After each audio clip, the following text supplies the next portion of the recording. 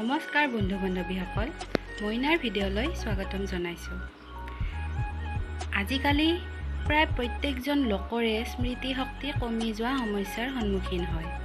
মই আজি আপোনালোকৰ মাজত স্মৃতিশক্তি অটুট ৰখাৰ কেইটামান টিপছ লৈ আহিছোঁ। নম্বৰ 1, নিশা সোনকালে শোৱা আৰু পুৱা উঠাৰ অভ্যাস গঢ়ি তোলক। তেনেকুৱা কৰিলে স্বাস্থ্য, মনত ৰখা শক্তি আৰু বৌদ্ধিক বিকাশ দ্ৰুতগতিত হয়।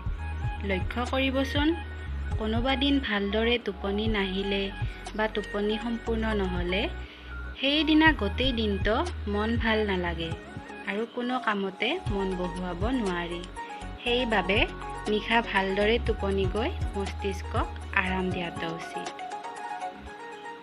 নম্বৰ 2, ৰাতিপুৱা চাহ খোৱাৰ পৰিৱৰ্তে একাপ পানীৰ লগত নেমুৰ ৰস মিহলাই খাব।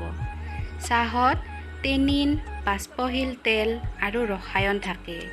এই দ্ৰব্যকেইবিধে মস্তিষ্কৰ ওপৰত বেয়া প্ৰভাৱ পেলায়। নিশা চাহ খোৱা লোক অনিদ্ৰাত ভোগে।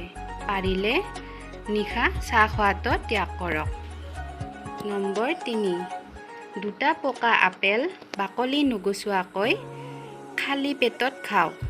লগতে ছাত্ৰ-ছাত্ৰীসকলেও নিশ্চয়কৈ খাব লাগে। এনেকৈ খালে খং নাইকিয়া হয়। লগতে স্কুলত শিকোৱা পাঠবিলাকো মনত থাকে।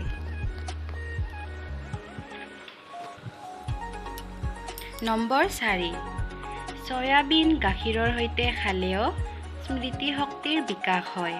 লগতে মনৰ একাগ্ৰতাও বৃদ্ধি পায়।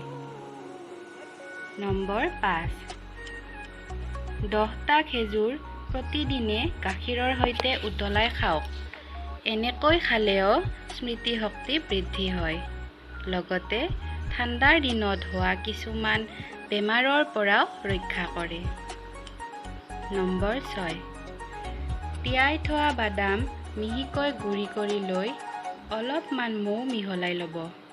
শিশুৰ 4ৰ্থ মাহৰ পৰা এই মিশ্ৰণ খোৱালে শিশুৰ মানসিক আৰু শাৰীৰিক বিকাশ সুন্দৰ হয়। ভিডিঅ'টো যদি ভাল পালে তেনেহ'লে লাইক, কমেণ্ট আৰু ছাবস্ক্ৰাইব কৰিব। লগতে আহি থকা ন'টিফিকেশ্যনসমূহ পাবলৈ বেল আইকনটো ক্লিক কৰিব।